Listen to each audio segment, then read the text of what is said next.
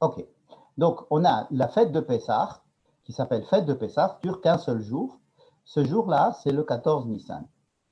Après-midi, on sacrifie un agneau, enfin, on sacrifiait un agneau, et on le mangeait le soir. Voilà. Et c'était ça, la fête de Pessah. On sacrifie l'agneau à peu près une demi-heure après-midi, et on le fait griller, et on sacrifie l'agneau au temple en général, on le fait griller, et le soir, on le mange. Bon. Ça, c'est la fête de Pessah. Il y a une seconde fête qui s'appelle Chag HaMatzot, c'est-à-dire la fête des matzot. C'est une fête où on doit manger des matzot, mais il est interdit de manger du pain. Cette fête-là, elle commence la veille du 15 Nissan, donc elle commence le soir du Seder, et elle dure 7 jours. Voyez. Donc il y a vraiment deux fêtes, mais ces deux fêtes, si vous voulez, ils se retrouvent à l'intérieur du Seder. C'est-à-dire que le Seder, au Seder de Pessah, on finit la fête de Pessah qui a commencé dans la journée même, et on commence la fête des Matzot qui commence ce soir même. C'est pour ça qu'il y a deux carrés ici, deux rectangles qui, qui ont en commun la soirée du Seder. Voilà. Alors, dans ces deux carrés, dans ces deux fêtes, il y a des lois très particulières à chaque fête. Il y a une loi, dans une des lois de la fête de Pessah, c'est-à-dire celle qui commence le 14 Nissan et qui finit dans la nuit du 15 Nissan. Et dans cette fête-là, étant donné qu'on apporte un sacrifice, alors on n'a pas le droit d'avoir du Hametz. C'est-à-dire que l'interdiction d'avoir du Hametz pendant cette demi-journée et le soir, elle provient du fait que nous devons faire, qu'à chaque fois qu'on fait un sacrifice au temple, ce sacrifice ne doit pas avoir de Hametz. C'est une loi qu'on va essayer d'étudier puisqu'elle apparaît, entre autres, dans la paracha, de notre paracha à nous, la paracha de la semaine dernière aussi, et on connaître les raisons. Par contre, dans la deuxième fête, la fête des matzot, on ne doit pas manger de chametz et on doit manger des matzot pour une autre raison, c'est parce que c'est la fête des matzot. Hein? C'est-à-dire qu'il y a deux interdictions de manger du chametz, une qui est le 14 Nissan jusqu'au soir, mais c'est en relation avec le sacrifice de Pascal, le sacrifice de l'agneau, et une autre interdiction d'avoir du chametz pendant 7 jours dans lesquels nous ne mangerons que des matzot et pas du chametz. Voilà. Donc, je voulais qu'on se rappelle de ce petit schéma avant de commencer à parler de la paracha de Tzav, qui est le sujet de ce soir. Alors, la paracha de Tzav.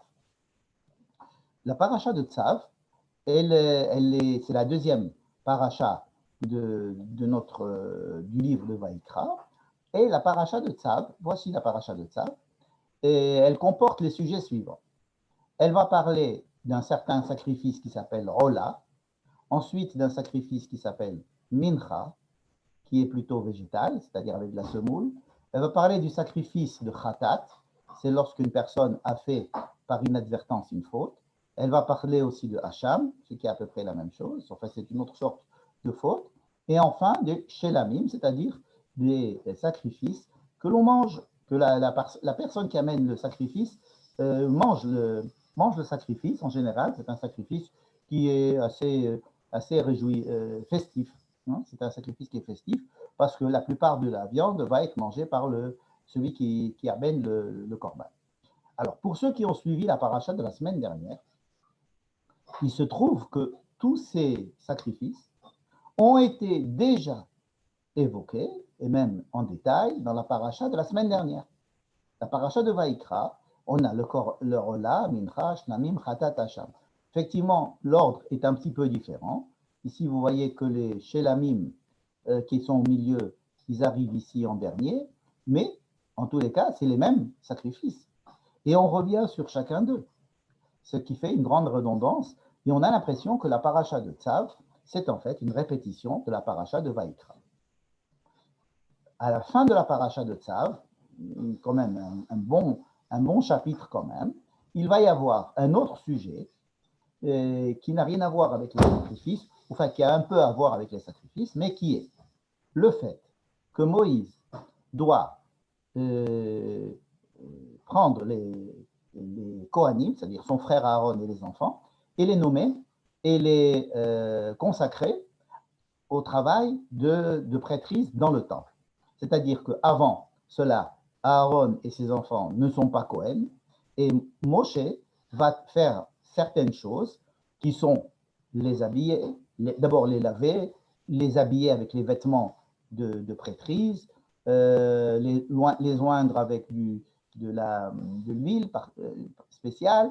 Ensuite, il doit faire eux-mêmes des sacrifices. Et avec le sang de ces sacrifices-là, on asperge certaines choses. Et tout ça, ça fait que les Kohanim vont devenir Kohanim.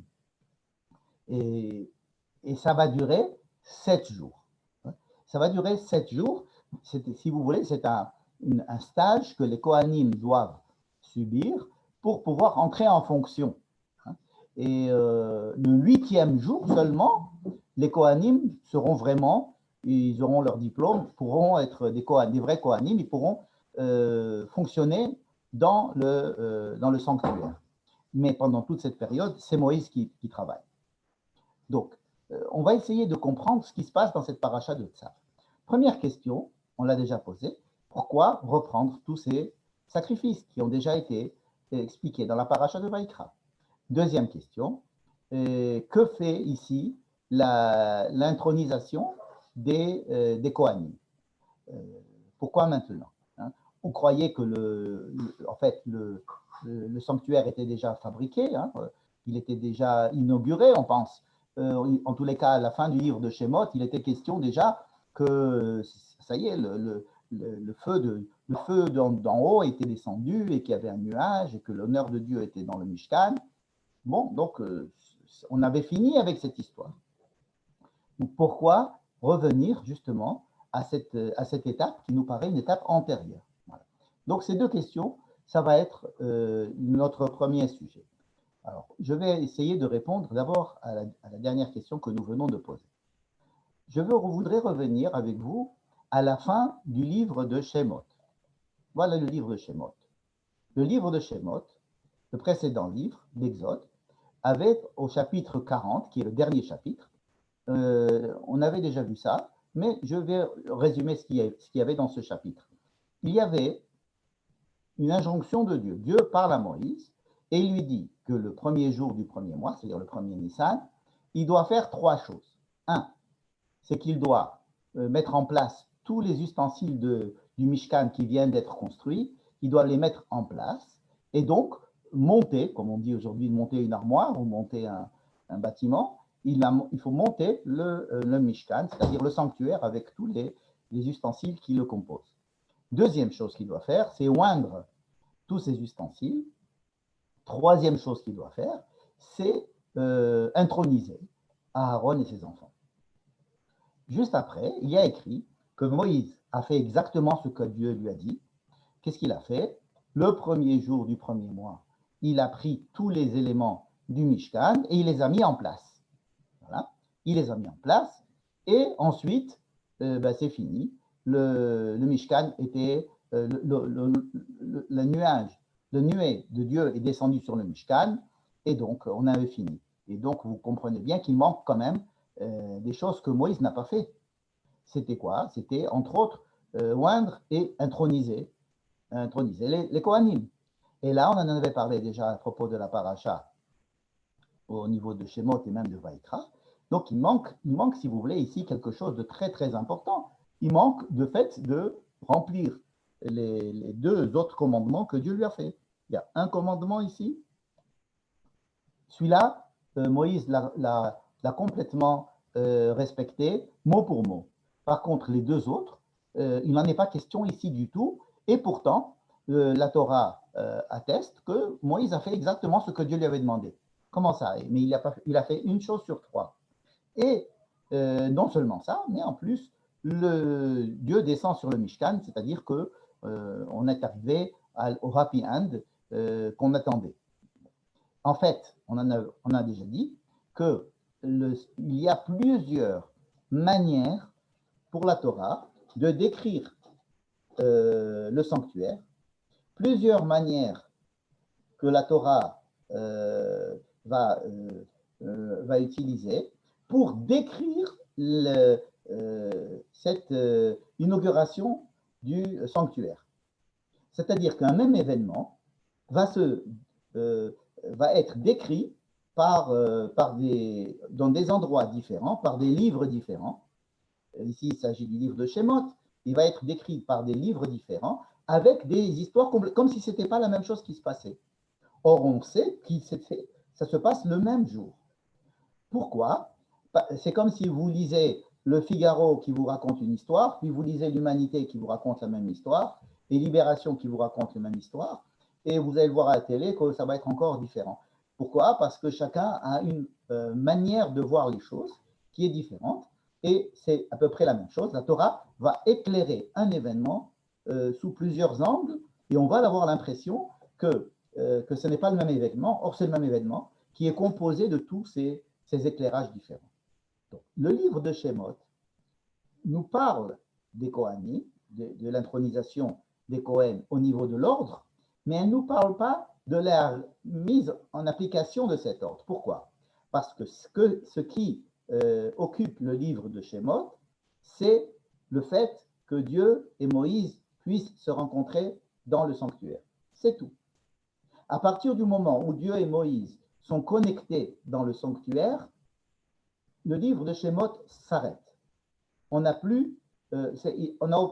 obtenu l'objectif du livre de Shemot, c'est que le sanctuaire serve à ce que Dieu puisse descendre parler à Moïse et que Moïse puisse écouter la voix de Dieu à travers le sanctuaire. C'est tout. Le livre de Vaïkra va servir à faire connecter cette fois-ci les enfants d'Israël.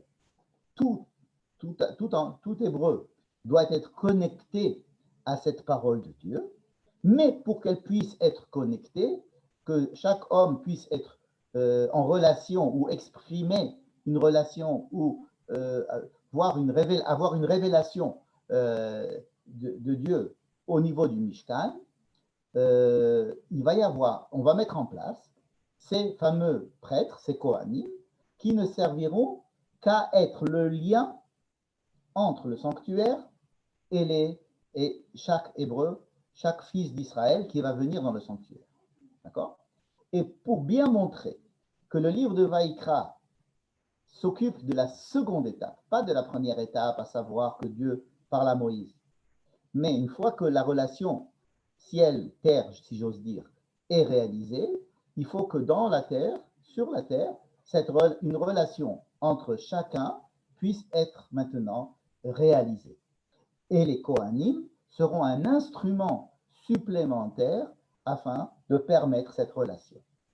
On va voir que dans le livre de Bamidbar, il va y avoir une autre manière de décrire cela, en faisant participer cette fois-ci non pas les Kohanim comme étant ceux qui font ce travail de rapport entre les enfants d'Israël et Dieu, mais il va faire intervenir les Lévis et les chefs de tribu. C'est-à-dire que ce sera une représentation nationale. Alors que les Kohanim s'occupaient un peu plus de l'aspect individuel de chacun, dans le livre de Bamidbar, on va connecter le peuple, mais de façon nationale. C'est-à-dire que le peuple, de façon nationale, comme une entité, va être connecté à ce sanctuaire. Je résume. Shemot, le livre de l'Exode, c'est la connexion de Dieu avec le monde d'ici-bas, ce qui est fait par Moïse, ce qu'il a déjà fait d'ailleurs au mont Sinaï, mais ce qu'il va refaire donc dans le sanctuaire pour rejouer ce qui s'est passé au Sinaï. Le livre de Vaïkra, ça va être la relation de chaque individu du peuple. On va lui donner la possibilité de rentrer en relation avec Dieu à travers les Kohanim. Dans le livre de Bamidbar, c'est le peuple entier qui va être en relation avec Dieu au sein du sanctuaire. C'est-à-dire que le sanctuaire va relier le peuple entier dans son ensemble et dans sa définition de peuple à Dieu. Bien. Donc, cela nous explique pourquoi il y a une omission volontaire dans la fin de ce chapitre 40 du fait que Moïse va introniser son frère Aaron et ses enfants, et ça va être, en principe, ça aurait dû être ici, ça devait être écrit ici. Mais, comme on a dit, la Torah ne s'intéresse pas à cet aspect. Et quand est-ce qu'il va s'intéresser à cet aspect? L'aspect d'intronisation de Aaron et des Kohanim, il va s'en intéresser, évidemment, dans le livre de Vaïkra. Et ça va donc être un des sujets de notre paracha, c'est-à-dire comment introniser Aaron et ses enfants pendant 7 jours, afin que le 8e jour, la connexion puisse être faite définitivement et que le sanctuaire soit effectivement inauguré. D'accord?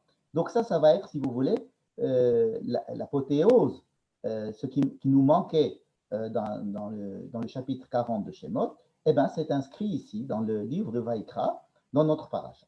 Donc maintenant, on a répondu à la deuxième question. Essayons de répondre à la première question, qui est la répétition de tous ces sacrifices. Pourquoi reprendre tous ces sacrifices? Alors, pour bien comprendre pourquoi on reprend ces sacrifices, je vous invite à relire le début du livre de Vaïkra, c'est-à-dire la paracha qu'on a eue la semaine dernière. Il y a écrit Vaïkra el Moshe, donc Moïse appelle Moshe après qu'il est attendu dehors qu'on l'appelle. Donc maintenant, Dieu appelle Moïse. Vaidaber Hashem Elav. Dieu lui parle. Pourquoi il y a écrit le mot Elav? Dieu parle. Bon, Vaidaber Hashem el Moshe. Vaidaber Hashem Elav. Elav. Elav, ça veut dire à Moïse. Okay, avec qui vous voulez qu'il parle? Et, ben justement, il va lui parler, mais il va lui parler et il ne va pas parler à Aaron. Il y a 13 fois, nous dit Rashi, des phrases qui spécifient que la parole de Dieu va chez Moshe, et chez Moshe uniquement et pas chez Aaron. C'est-à-dire que c'est un sujet qu'il est important que Dieu dise à Moïse sans la présence d'Aaron. Donc, cette paracha de Vaïkra que nous avons lue la semaine dernière, Aaron n'en est pas impliqué du tout. Dieu ne parle pas à Aaron. Au contraire, Dieu parle à Moïse. Et qu'est-ce qu'il va dire à Moïse? Il va lui dire de parler directement aux enfants d'Israël. D'Aber el Béné Israël. C'est-à-dire que le but de tout ça, c'est de parler aux enfants d'Israël. Il ne faut surtout pas que Aaron pense qu'il est l'essentiel dans le sanctuaire. Premier paracha que nous avons lu la semaine dernière, donc, l'essentiel, c'est le peuple d'Israël. Et justement, il va leur dire quoi? Adam qui akriv mikem korban. Le sujet essentiel du sanctuaire, c'est l'homme. Chaque homme qui voudrait exprimer un sentiment de positif ou négatif, comme on a expliqué la semaine dernière, voici des moyens de le faire dans le sanctuaire. Si un homme, qu'est-ce que c'est que des sentiments positifs ou négatifs? Des sentiments positifs, ça veut dire qu'une personne a beaucoup d'enthousiasme, où il a beaucoup envie de remercier, il sent qu'il a reçu beaucoup de choses dans la vie, il est content de ce qu'il a reçu, il est content d'être guéri, il est content d'avoir eu des enfants, il est content d'avoir gagné beaucoup d'argent, ou alors il est pris d'un sentiment spirituel qui fait qu'il veut se rapprocher et qui veut montrer son attachement. J'appelle ça un sentiment positif, un sentiment, disons, oui, positif, mais pas dans le sens que l'autre que le négatif est péjoratif. Non, c'est-à-dire qu'il veut un rapprochement pour un sentiment positif. Mais il y a aussi des personnes qui sentent des sentiments négatifs envers eux-mêmes. Ils sentent qu'ils étaient en doute, ils sentent qu'ils avaient omis des choses, ils sentent qu'ils n'ont pas été à la hauteur de ce qu'ils auraient voulu être. Ils sentent qu'ils ont raté leur mission dans certaines actions qu'ils ont faites. Et ces impressions de manque sont des impressions que j'appelle des impressions négatives. Et donc, il y a aussi une solution pour eux, c'est d'exprimer ce sentiment négatif par, encore une fois, des sacrifices. Ce sont des sacrifices un peu différents. Hein, ce sont, par exemple, les khatat et le hacham.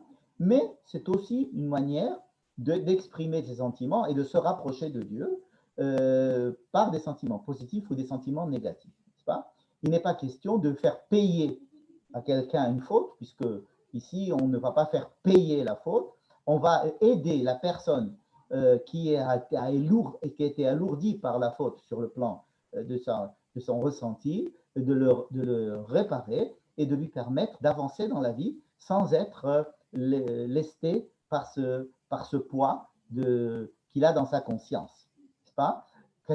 La punition, ce sera pour des gens qui ont fait des choses intentionnellement. Ça, ce n'est pas du tout le rôle des sacrifices, ce n'est pas dans le temple. Quelqu'un qui fait quelque chose d'intentionnel, volontairement, c'est son choix. Il y a d'autres instances qui vont s'occuper de lui. Par exemple, les tribunaux, par exemple, tout ce qui peut être fait dans une société pour punir ou pour avertir ou pour empêcher des personnes qui font des choses intentionnellement. Donc, le Beth Amikdash, ou le Korban, ou le sanctuaire, excusez-moi, le Mishkan, va s'occuper des affaires, des choses qui sont plutôt dans la kavana, dans le ressentiment, dans l'oubli, dans le doute, dans le fait que j'ai fait une action inconsciemment, des choses qui peuvent alourdir la vie de l'homme. Et donc, c'est pour essayer d'alléger ces impressions et leur permettre une expression expiative dans le sens de tipoul, un certain traitement de ces genres de sentiments pour les amener vers quelque chose de positif, c'est le but de tous les sacrifices. Bon. Et donc, il faut bien comprendre le but de ces sacrifices-là, c'est la personne et son ressenti, et c'est pour ça qu'on fait tout ça, pour faire rapprocher ce qu'on appelle ça, rapprocher la personne à Dieu. Bon. Mais alors, vous allez me dire, et Aaron dans tout ça, et les Kohanim. Les Kohanim sont effectivement cités dans cette paracha, mais comme des auxiliaires qui vont nous aider à faire certaines choses. Par exemple, tout ce qui va être attaché à l'autel des sacrifices, ça c'est les Kohanim qui s'en occupent. Donc une personne, par exemple, importe un animal. Il va l'apporter lui-même. Il peut lui-même le sacrifier. Le sang va être recueilli par le Kohen parce que ce sang va monter sur l'autel.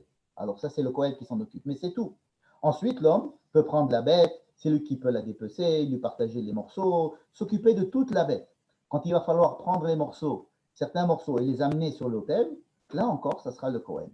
Donc le Kohen, dans notre paracha de Vaïkra de la semaine dernière, n'était qu'un auxiliaire du sanctuaire, l'essentiel étant l'homme. Et bien maintenant, dans notre paracha de Tzav, voilà ce qui va être écrit au début de la paracha de Tzav. Vaïdaber Hashem el Moshe, les morts. Maintenant, Dieu lui reparle à Moïse et lui dit, Tzav et Aaron, tu vas ordonner à Aaron et à ses enfants pour leur dire, tu vas leur dire comment est-ce que eux doivent se comporter lorsque une personne leur amène le sacrifice. Donc, cette répétition, en fait, de tous les sacrifices, c'est pas la même répétition. Là, c'était la personne qui amène le sacrifice. Dans quel cas, quelle personne, pourquoi, comment, tout ça, c'était la paracha de la semaine dernière. La paracha de notre semaine, ça va être comment le Kohen va vivre ça là. Comment est-ce que le Kohen doit recevoir cette personne? Comment est-ce qu'il doit recevoir l'animal? Qu'est-ce qu'il doit faire avec les différentes parties de l'animal, etc. C'est-à-dire, on va s'occuper pratiquement uniquement du Kohen. Vous voulez, et c'est la première montée et la deuxième montée seulement. C'est pas alors très long cette histoire.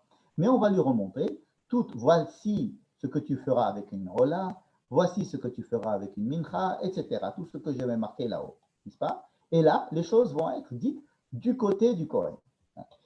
Je voudrais proposer une explication au titre de notre paracha, Tzav et Aaron. Ordonne à Aaron et ses enfants. Pourquoi ne pas dire parle à Aaron, dis-lui, n'est-ce pas? Je ne veux pas rentrer dans Rashi qui dit Zirouz, la Doroth, etc.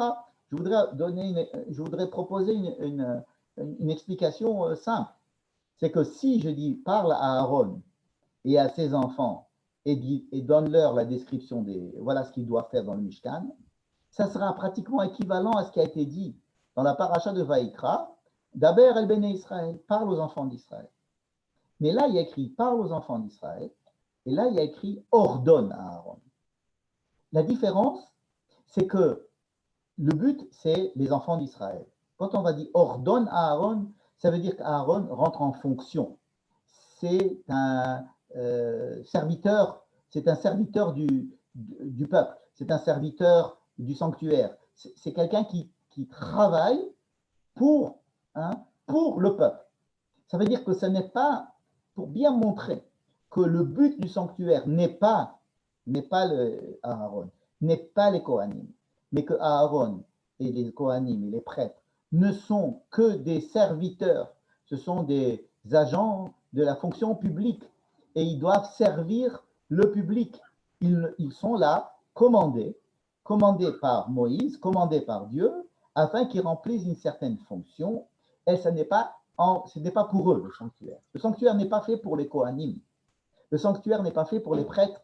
Et le fait de dire tu vas leur donner cette fonction, tu vas les ordonner, ne peuvent pas faire autrement. Ça veut dire que Aaron et les Kohanim sont obligés de le faire, alors que le but essentiel, c'est que chaque homme puisse utiliser à la fois le sanctuaire et le service des Kohanim pour essayer de résoudre ses problèmes personnels, ses problèmes de nefesh, ses problèmes de conscience, ses problèmes d'âme, ses problèmes spirituels, son enthousiasme, comment canaliser tout cela, et c'est le but. Donc, dans la paracha de Vaïkra, il y avait écrit « Parle aux enfants d'Israël », parce que c'est leur parler, et leur dire, et les mettre au centre, tandis que Aaron, on va écrire « Tzav ». Et Tzav, au lieu de les faire monter de grade, à mon avis, le mot Tzav veut dire ce sont des serviteurs du public, des serviteurs du peuple, des serviteurs de Dieu, des serviteurs du sanctuaire. Et donc le mot Tzav, si vous voulez, rabaisse, si vous voulez, les prêtres en tant que moyen, mais pas en tant que but du sanctuaire. Voilà. Donc cette parenthèse étant refermée à propos du mot Tzav et le nom de la paracha, nous avons donc maintenant une vision globale de notre paracha de Tzav. Il s'agit de parler et d'instruire les prêtres, puisque ça va être eux qui vont aider le peuple. Et vous avez remarqué que d'abord, il y a eu la paracha de Vaïkra et ensuite la paracha de Tzav. Ça veut dire que d'abord, Moïse parle aux enfants d'Israël et à chaque homme pour dire que c'est lui l'essentiel et que c'est l'essentiel du Mishkan. Et ce n'est qu'ensuite qu'on va parler des moyens de mettre cela en place, de reprendre chaque korban et de montrer la place maintenant du Kohen qui doit être en fonction pour que ces différents sacrifices puissent aider vraiment la personne qui les amène et être efficaces. Et donc, à la fin de cette paracha, quand on a bien instruit les Kohanim, on les rend Kohanim. On ne les rend pas Kohanim avant de les instruire et avant de leur indiquer leur véritable place.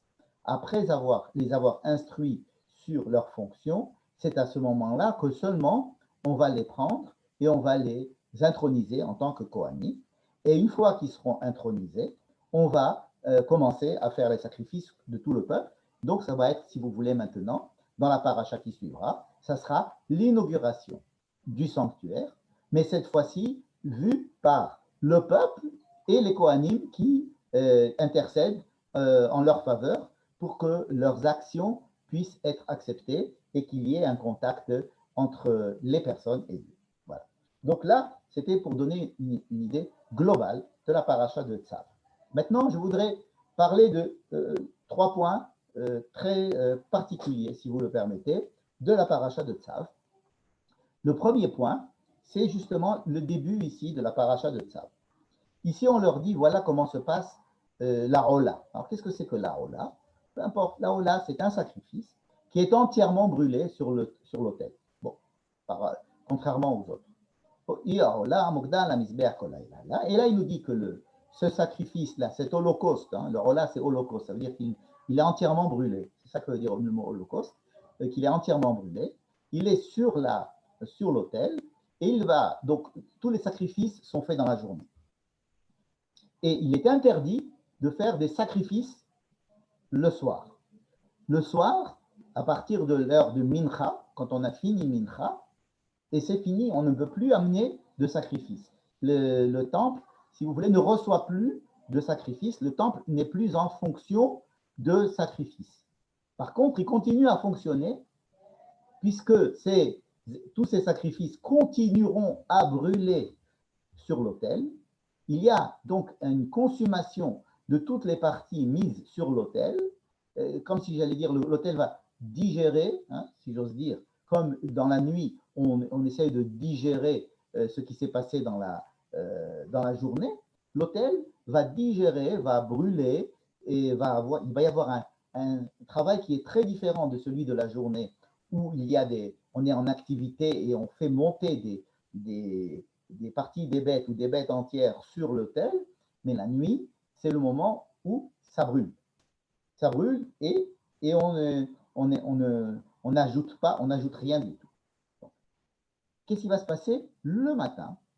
De bon matin, la première des choses qu'il faudra faire de très bon matin, le Kohen, un Kohen qui sera tiré au sort parmi tous les Kohanim, mettra des vêtements particuliers et il va monter, il va se laver,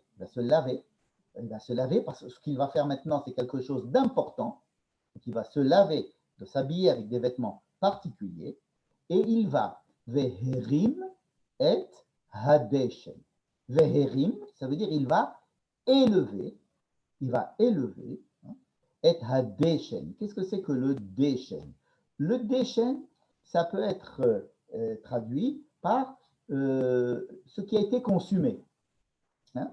C'est-à-dire que le matin, bon, il y a encore du feu, mais enfin tout a été brûlé. Et maintenant, il va falloir, si vous voulez, un peu dégager, si j'ose dire, toutes ces choses qui ont été brûlées, nettoyer une grande partie de l'autel pour pouvoir commencer une nouvelle journée. Donc, il va falloir nettoyer l'autel. Mais justement, c'est contre cette traduction que je voudrais vous proposer cette lecture du Rav Jonathan Grossman, qui me paraît très juste. Il dit, s'il était écrit que le Kohen doit nettoyer l'autel, eh ben, il aurait dit, tu montes et tu nettoies. Hein. Non, il va mettre des vêtements particuliers, il se lave, il se met des vêtements particuliers et il va élever. C'est pas il va éliminer, il va élever. Il va élever. Qu'est-ce qu'on élève? On élève quelque chose d'important. On élève et déchaîne. Le mot déchaîne, je vous ai dit, c'est effectivement ces choses consumées. Mais ce n'est pas la première acception de ce mot. Déchaîne. Le déchaîne, c'est l'abondance. C'est ce qui nourrit en abondance. Hein. Déchainim vera ananim yiyu. C'est quelque chose, c'est un engrais, par exemple, pour une terre, pour engraisser la terre, pour que la terre puisse donner de bons produits. On est medacheni mota. On lui met des engrais qui vont la rendre plus productrice. Donc, le mot déchaîne ici n'est pas a priori la poubelle. Ce n'est pas de la poubelle. C'est au contraire quelque chose de très élevé. Donc, on élève quelque chose de très respectable, ce déchaîne. Et il va le prendre et il va le mettre à côté du misbéar, c'est-à-dire il va le faire descendre, il va le mettre à côté, un petit peu vers l'est. Bon. Ensuite, il va prendre d'autres vêtements, il prendra cela, il le fera sortir du sanctuaire dans un endroit pur. Et une autre phrase qui est dite ici, Vehaesh ala misbeach tu kadbo lo tirbe. Il est très important que le feu qu'il y a sur l'autel soit un feu permanent. Le feu est permanent. Bien. Alors là, je vous propose de voir ces deux mouvements qui peuvent paraître un peu contradictoires. Il y a une fonction sur l'autel, la fonction de l'autel, qui prend le travail, les sacrifices de la journée, et chaque journée est une journée différente. Chaque travail est un travail différent. Chaque journée, vous savez qu'au temple, il y avait des chants que l'on chantait, le lundi, mais qui n'étaient pas les mêmes que les chants qu'on chantait le mardi, ni le mercredi. Hein. Chaque jour avait son chant, parce que les Lévi'im chantaient un chant différent. Ce que nous faisons d'ailleurs à la prière tous les matins, nous rappelons le chant qu'entonnaient les Lévi'im, particulier à ce jour. C'est que chaque jour est différent. Et donc, il y a aussi ce travail aléatoire entre le jour et la nuit. Travailler, digérer, se reposer, rêver, voir que les choses rentrent quelque part dans la conscience, dans l'inconscient, dans les rêves, qu'ils soient digérés. Ensuite, le deuxième jour sera un jour nouveau. Ce travail-là, cyclique, mais qui respecte, si vous voulez, les mouvements différents que passe une personne le jour et la nuit, et chaque jour différent, est en contradiction avec un feu qui descend du ciel et qui est, lui, permanent. C'est le même feu qui est là. Ici, il n'y a pas... le feu est là. Alors, c'est vrai que le Cohen doit y amener de temps en temps des braises. Bon. Parce que les braises, le bois, ça va être la partie humaine, si vous voulez, pour que ce feu continue à brûler. Mais ce feu n'a pas besoin, en fait, de ces braises, puisque c'est un feu, j'allais dire, miraculeux qui descend du ciel. C'est un feu qui est permanent et qui représente la permanence de l'existence de Dieu. Ça veut dire qu'il y a un mouvement vital permanent et dans ce mouvement vital permanent, il y a un mouvement de nuit, de jours différents, d'activité, d'inactivité, de quelque chose qui est beaucoup plus humain, qui se rattache à ce mouvement permanent qui est celui de la présence du feu sur le Misbéach. Ça veut dire que ce que l'on enseigne au Cohen, ici, la première loi qu'on enseigne au Cohen, en lui parlant de cette Torah Ta'ola, c'est surtout ce double mouvement qu'il doit respecter. Le Cohen doit comprendre qu'il est en train de travailler avec deux éléments contradictoires. Il est à la fois au service du sanctuaire, qui est un sanctuaire permanent, puisque c'est là que réside en principe Dieu. Il réside Dieu, et le feu qui est en permanence sur le Misbéach représente justement la permanence de Dieu, mais il doit avoir affaire avec des hommes. Et les hommes, ils ont des hauts, des bas, la nuit, le jour, des jours différents, des actions différentes, des sentiments différents. Et il doit s'occuper de la jonction entre ces deux, c'est-à-dire comment prendre, prendre en charge ce travail quotidien de la journée et son travail nocturne pour donner la place au lendemain.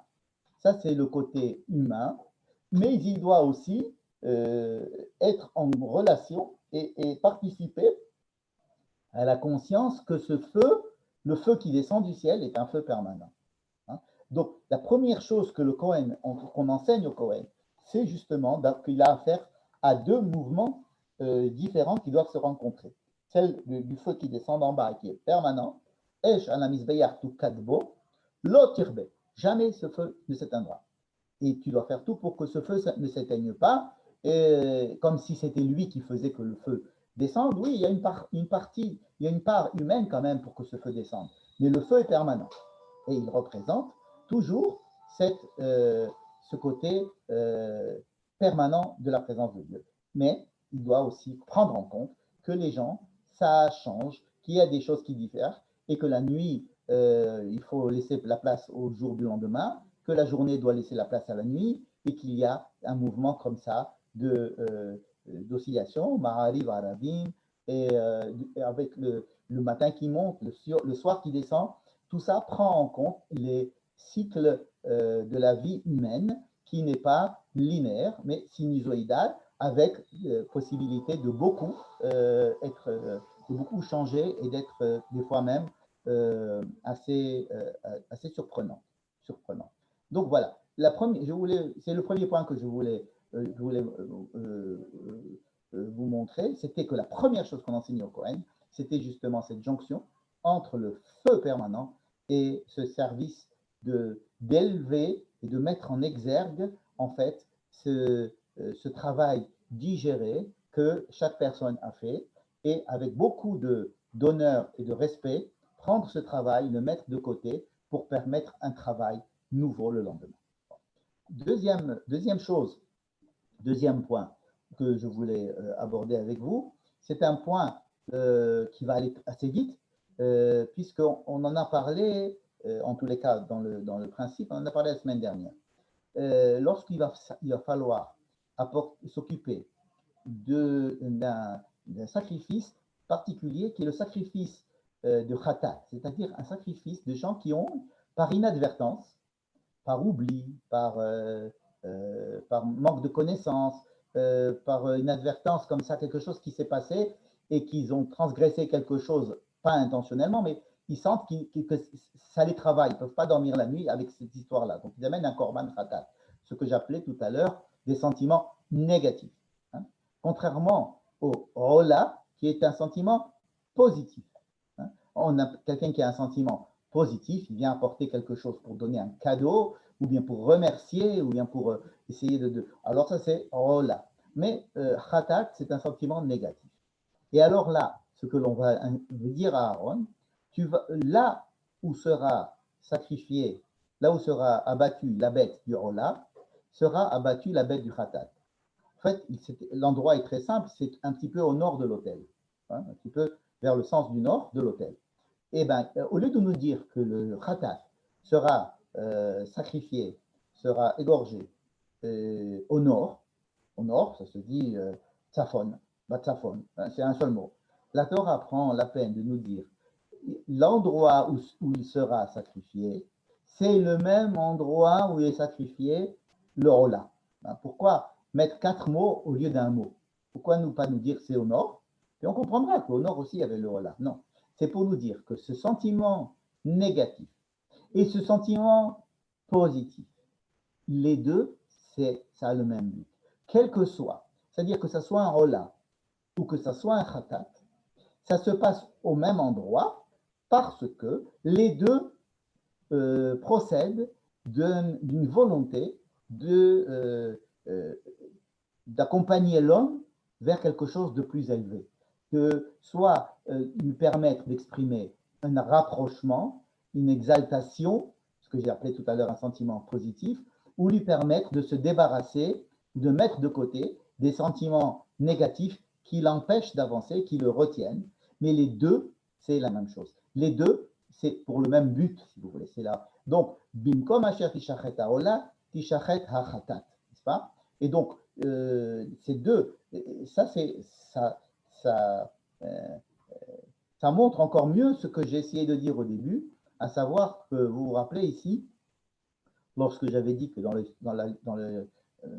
Vaïkra, la semaine dernière, il y avait trois sacrifices qui semblaient être des sacrifices positifs et 2 sacrifices qui étaient des sacrifices négatifs, et bien là, maintenant, c'est encore plus clair.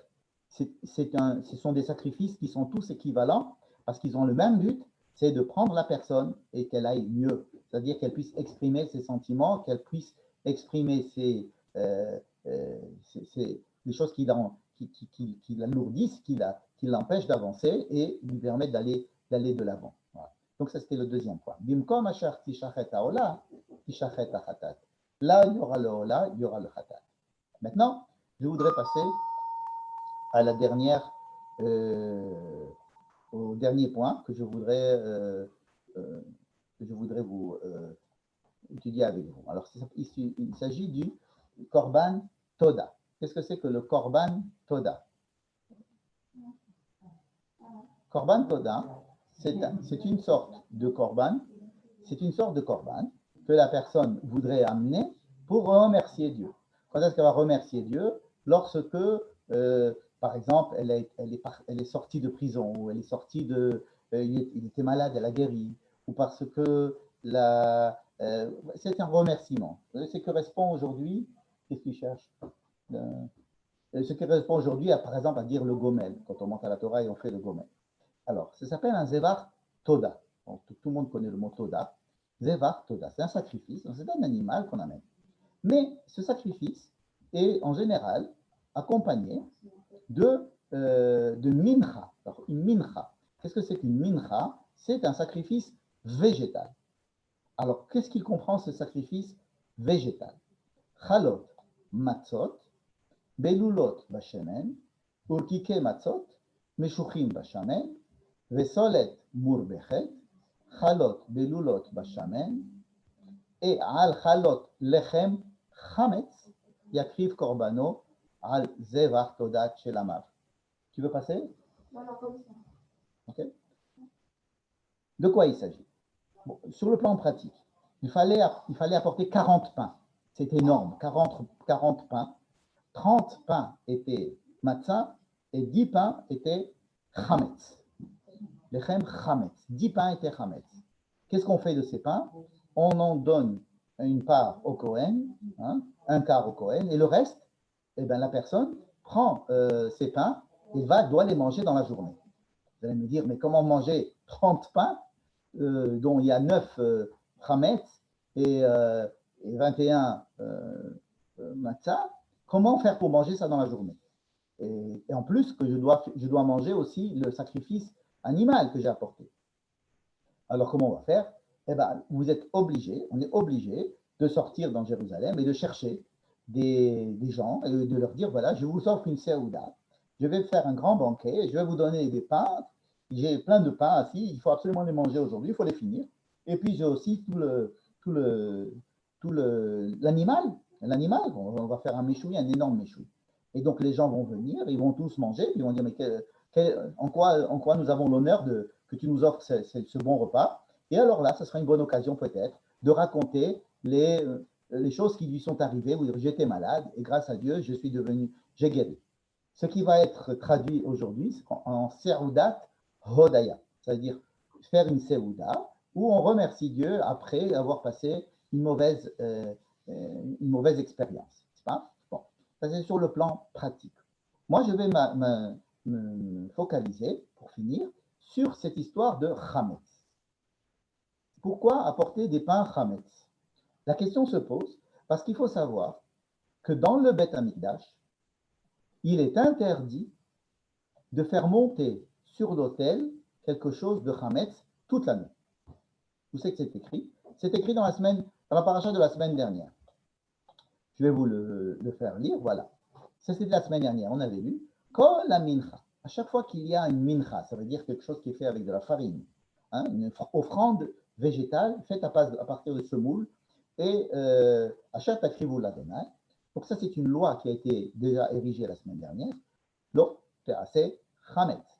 Il est interdit de la faire chametz. Ça veut dire que à chaque fois que vous allez préparer une offrande de semoule ou de farine que vous allez apporter, que ce soit des pitotes, que ce soit du couscous, tout ce que vous voulez, il faut que ça soit absolument pas chametz. Il faut que ça soit matzah.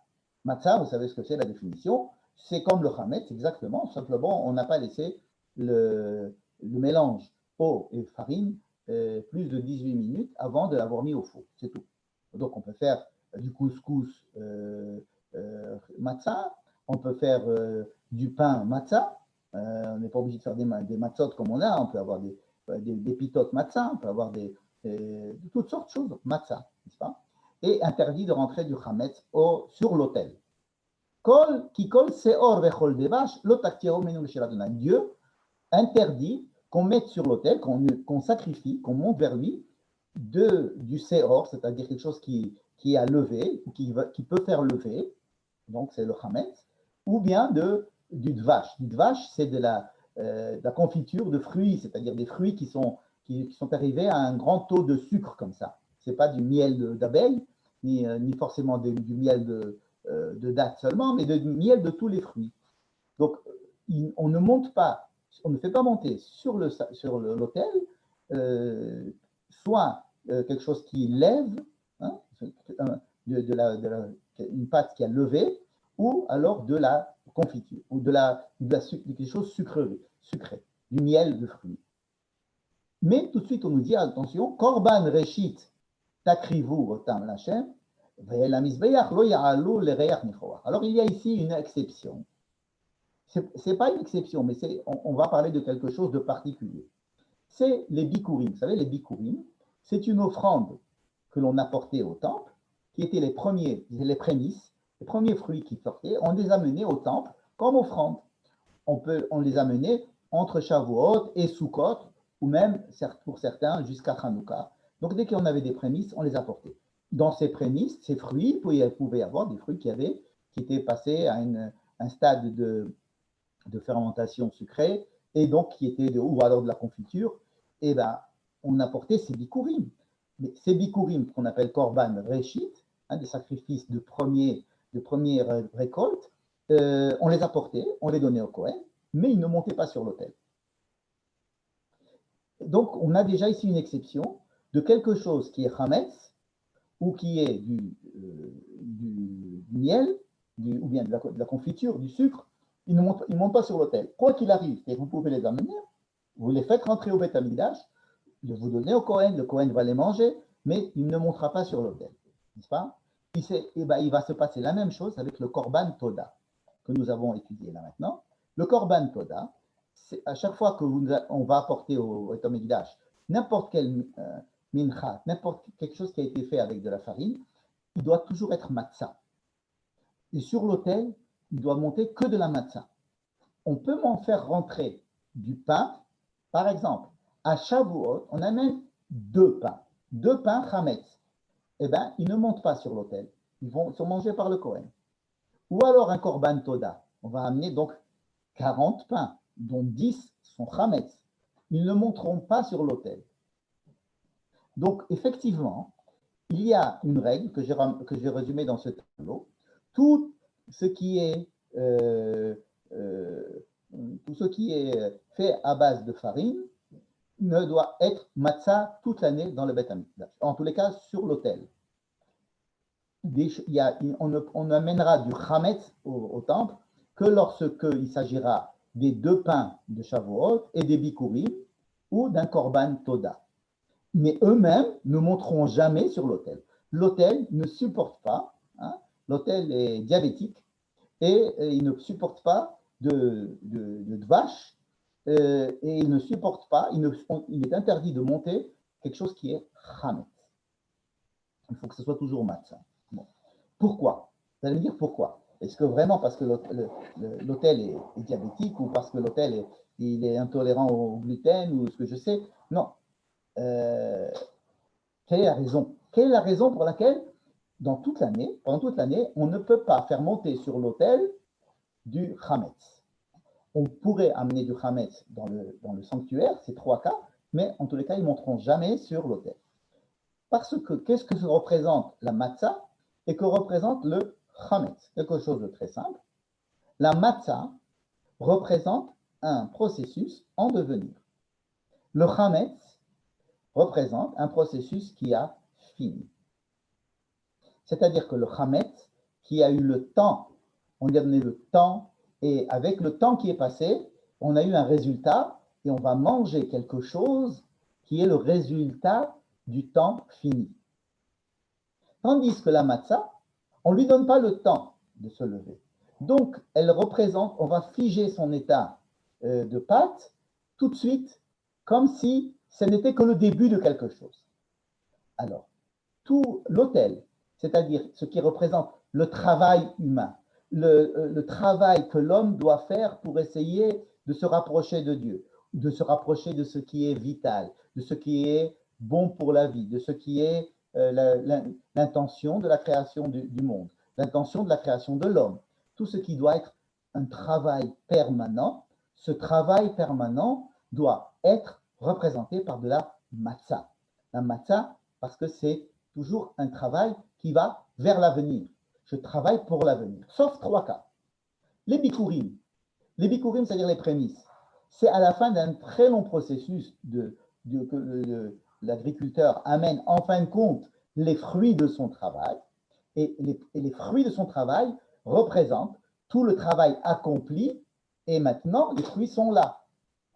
Donc, ces bikurim-là, oui, euh, ils pourront, euh, euh, ils pourront être apportés comme s'ils représentaient quelque chose de sucré, quelque chose de bon, quelque chose de fini, ou alors les deux pains que nous apportons à Shavuot, après toute la Sphirata Omer. Tout ça, ce sont c'est la célébration d'un processus qui est abouti.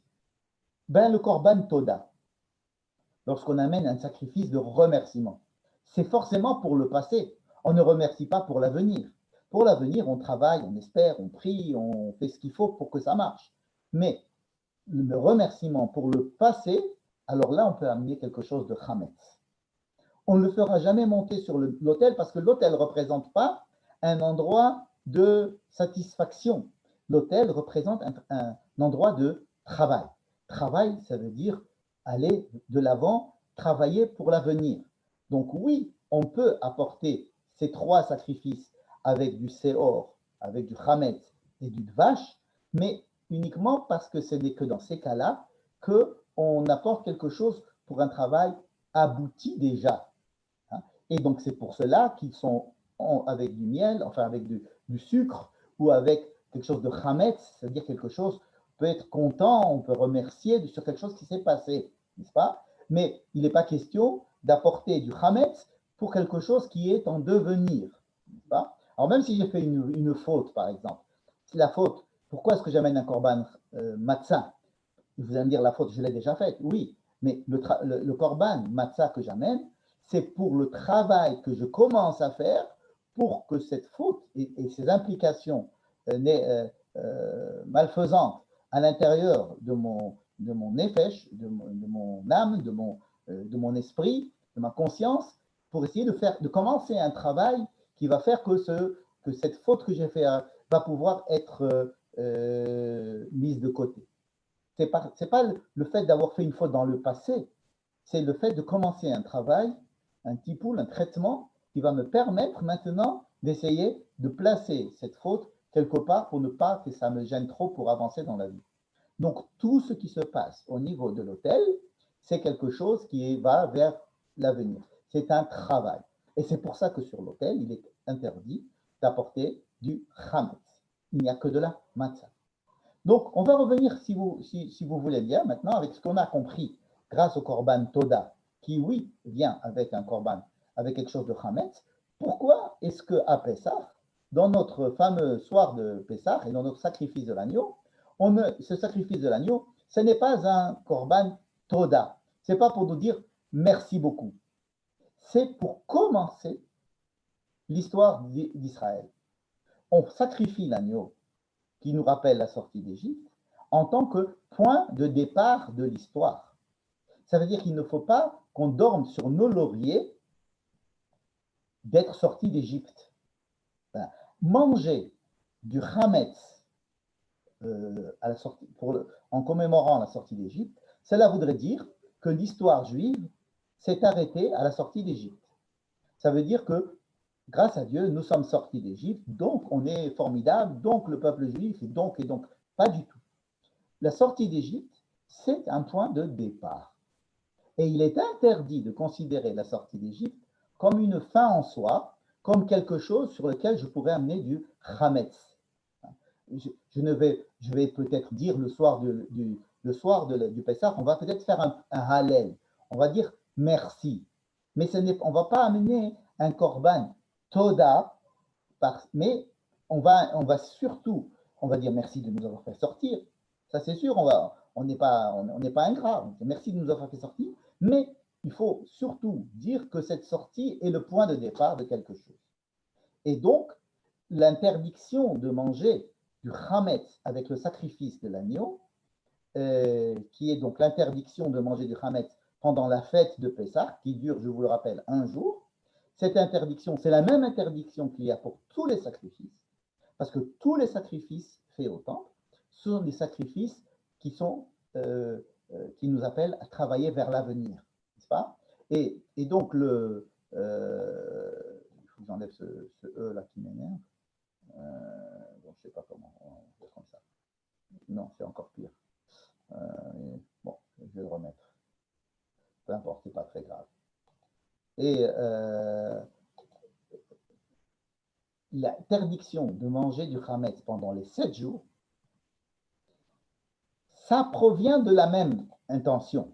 C'est-à-dire que maintenant que vous avez compris que c'est le début de quelque chose et que vous allez faire un sacrifice qui va montrer le départ, vous allez remercier, mais c'est un remerciement de départ. Donc, ce n'est pas un remerciement où vous allez manger du Hametz. Et vous allez commencer quoi? Vous allez commencer une histoire qui est représentée par ces 7 jours. Les 7 jours représentent l'histoire. Et on nous dit que toute l'histoire du peuple juif, ça va être une histoire qui est en devenir. À aucun moment pendant cette histoire, vous ne devez être satisfait au point de vous arrêter de bosser. Il faut tout le temps être pendant 7 jours qui correspondent à toute l'histoire de ce monde-ci. Vous allez vous continuer à être en permanence en train de travailler. Manger des matzot pendant ces 7 jours, c'est continuer à travailler à ce processus qui était enclenché par le sacrifice de l'agneau, qui lui est obligé de passer par de la matzah, comme tous les sacrifices. Et bien, même si on arrête de sacrifier l'agneau, on ne le fait que le premier jour, l'interdiction de manger du chametz, ça sera parce que, de toutes les façons, vous ne pouvez pas vous dire « Waouh, ça y est, c'est fini ». Par exemple, le fait de dire « Je mange de la matzah parce qu'on n'avait pas le temps de s'asseoir en sortant d'Égypte, on n'avait pas le temps ». Ça veut dire quoi, on n'avait pas le temps? C'est un symbole pour nous dire que quand tu sors d'Égypte, ben, tu n'as pas le temps de te reposer et de faire la fête et de te dire « Waouh, c'est génial, on est sorti d'Égypte et tout ». Pas du tout. On est en sortie d'Égypte et on commence à courir et on commence à marcher, on commence à travailler et on va aller vers et ça sera bien, tout ira bien, mais pas pour l'instant, c'est-à-dire que tout ira bien. Peut-être le 8e jour, on mangera du pain, à la mimouna, peut-être, mais en tous les cas, pendant les 7 jours, pas de pain.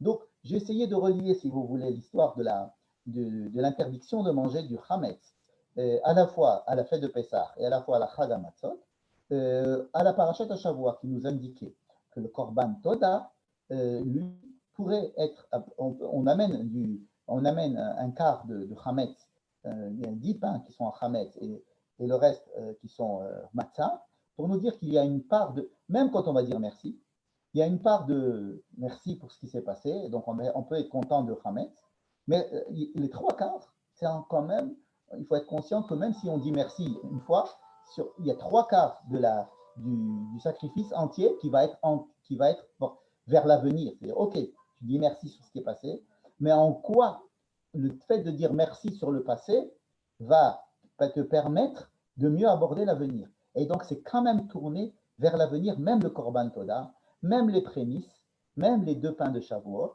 Et tout cela, on nous permet, si vous voulez, d'exprimer un sentiment sur le passé, mais il doit toujours être au service de l'avenir.